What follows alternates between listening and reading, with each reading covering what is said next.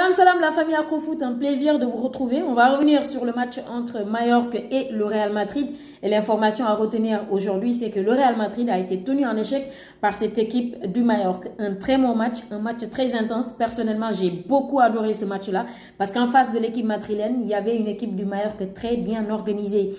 Une équipe très sereine, une défense très compacte, très organisée, qui a donc tout simplement causé beaucoup de difficultés à cette attaque madrilène qui n'a pas tout simplement fonctionné. Donc beaucoup d'interrogations autour de cet alignement de ces 4 joueurs à caractère offensif: Jude Bellingham, Vinicius Junior, Kylian Mbappé, Rodrigo. Beaucoup d'interrogations autour de ces 4 titularisations-là. Est-ce que Carlo Ancelotti devrait changer ce 11 de départ? Parce que quand même, je trouve qu'il y a un blocage. Donc, le score est nul, un but partout. C'est Rodrigo qui avait ouvert la manche pour le Real Madrid à la 13e minute de jeu sur une superbe action entre ces 4-là encore. Ils ont tous participé à cette action. Et c'est Rodrigo, suite à une talonnade magnifique de Vinicius Junior, qui ouvre le score pour le Real Madrid. Et à la 53e minute de jeu, égalisation de Mallorca par leur attaquant Vedat Muriqi, qui a donc égalisé pour Mallorca. Et pour moi, dans ce match-là, ça pouvait basculer d'un côté comme de l'autre. Ça pouvait basculer vraiment des deux côtés, et plus même du côté du Mallorca. C'est comme ça, bien vrai, ils jouaient en contre, mais ils ont quand même pu se créer quelques occasions très offensives, quelques occasions très dangereuses. Mais du côté du Real également, il y avait une très bonne défense. Et j'adore vraiment, j'ai vraiment adoré le match de Mendy, qui est en forme depuis le mois de septembre dernier. Depuis qu'il est revenu de blessure, on voit qu'il est titularisé fréquemment par Carlo Ancelotti, parce que tout simplement, c'est un joueur que Carlo aime tout simplement voir jouer. Et il a beaucoup de qualités. Que ça soit défensivement, il est très bon. Il est vraiment très bon défensivement. Offensivement, des fois, ça peut caler. Mais en tout cas, c'est un très bon joueur. Alors, les deux systèmes proposés par les deux équipes, c'était un 4-3-3. Mais l'interrogation aujourd'hui, c'est autour du 11 de départ de Carlo Ancelotti. Alors, Jude Bellingham, on a remarqué que depuis la Supercoupe, la finale de la Supercoupe, Carlo Ancelotti a aligné encore les 4 joueurs.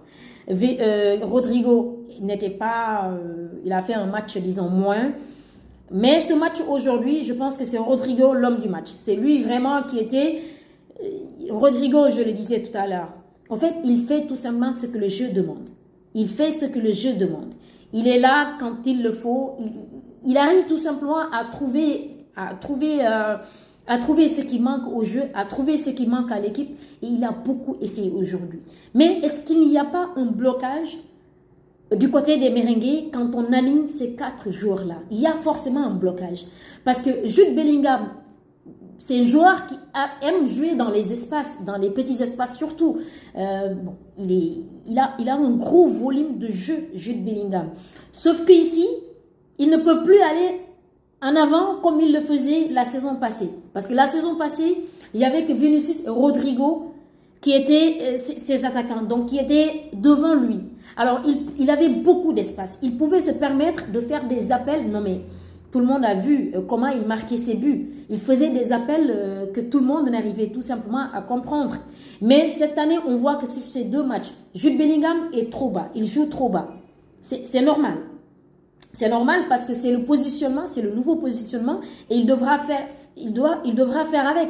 Parce que c'est ce que Carlo Ancelotti lui a demandé. Et la fois dernière, il disait: je jouerai là où Carlo Ancelotti me demandera de jouer.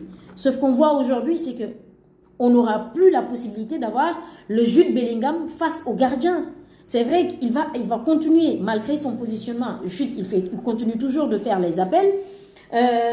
Mbappé aussi, tout le monde sait, Mbappé, c'est pas un neuf hors pair. Alors, il a quand même fait un match, je ne dirais pas, il a fait un très bon match. On a vu les appels qu'il faisait comme un véritable neuf. Il est vraiment allé chercher. La première mi-temps également, Vinicius a fait un très bon match. Il a été très généreux. Mais je pense qu'avant le but, à la 13e minute de jeu de Rodrigo, Mbappé, il se l'est joué. Il se l'est joué. Je ne sais même pas comment le formuler, les gars. Pour moi, il a été un peu égoïste à la 5e minute de jeu ou à la 6e minute de jeu, là où on parle de l'action de penalty. Là, lorsqu'il a décroché le ballon, il y avait l'appel de Vinicius Junior. Pour moi, Mbappé avait la possibilité tout simplement de passer, de faire une passe millimétrée à Vinicius Junior. C'est soit Vinicius va face tout simplement va essayer de frapper face au gardien du Mallorca, tout simplement, ou bien il va essayer de rechercher encore une fois Kylian Mbappé, mais Kylian ne s'est même pas redressé. Il est allé, il a forcé l'action et pour moi, il n'y avait même pas pénalty parce que là, il y avait bel et bien faute, mais la faute, elle était en dehors de la surface. Alors, ça montre tout simplement... Bon, Rodrigo a fait un excellent match, lui.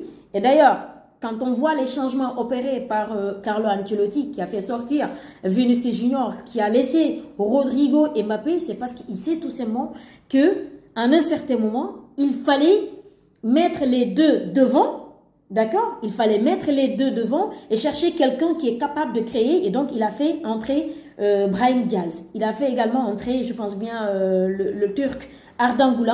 Mais malheureusement, c'était trop tard parce qu'il ne restait que 5 à 4 minutes à la fin, de la fin du match. Donc, c'était trop tard. Luka Modric également est rentré. Il a essayé de combiner, il a essayé de créer. Mais tous ces joueurs-là n'ont pas la patte, n'ont pas la créativité, n'ont pas la magie de Toni Kroos. Ça, il faut que Carlo Ancelotti essaie de réadapter parce qu'il ne sait absolument rien d'aligner Jude Bellingham, Tchouaméni, Valverde. Tchouaméni et Valverde, ce n'est pas des joueurs qui peuvent créer. Ils ne peuvent pas créer. Jude Bellingham, de quelques instants, il est tantôt au milieu de terrain, carrément, il occupe la place de Tchouaméni. Pour moi, il faut donner peut-être plus la chance à Arda Güler ou bien à Brahim Diaz. C'est un choix que Carlo Ancelotti doit tout simplement revoir. Mais en tout cas, le fait d'aligner ces quatre-là, personnellement, je pensais que ça allait le faire. Mais pour moi, ça risque de causer problème. Ça risque vraiment de causer problème. Bon, la saison, elle ne vient que démarrer. C'est le premier match officiel donc en Liga pour ces 4 joueurs-là. Par contre, Rodrigo quand même, je le disais tout à l'heure, il peut être l'homme de la situation au Real Madrid cette saison. C'est un joueur qui est très simple. Lui, il fait, comme je l'ai dit tout à l'heure, ce que le jeu demande tout simplement. Il fait ce que le jeu demande. Il est simple dans ses actions. Il sait se positionner quand il le faut. Il sait aller chercher le ballon également quand il le faut. Parce que c'est comme s'il jouait il jouait un 4e milieu de terrain. C'est ce qu'il jouait aujourd'hui il jouait un quatrième milieu de terrain. Mais quand même, ça manque de créativité, je pense bien, du côté du Real Madrid. Et Carlo Ancelotti va sûrement faire le tout pour redresser tout ça. Ferland Mendy, malheureusement, qui prend un carton rouge à la fin du match. Parce que, voilà, l'équipe du Maroc était là, elle était à l'aise.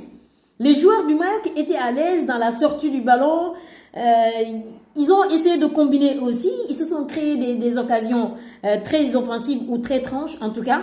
Mais en face, il y avait un très grand Rudiger également, qui a fait un excellent match, encore une fois. Militao également. Du côté de la défense du Real Madrid, il n'y a absolument rien à dire.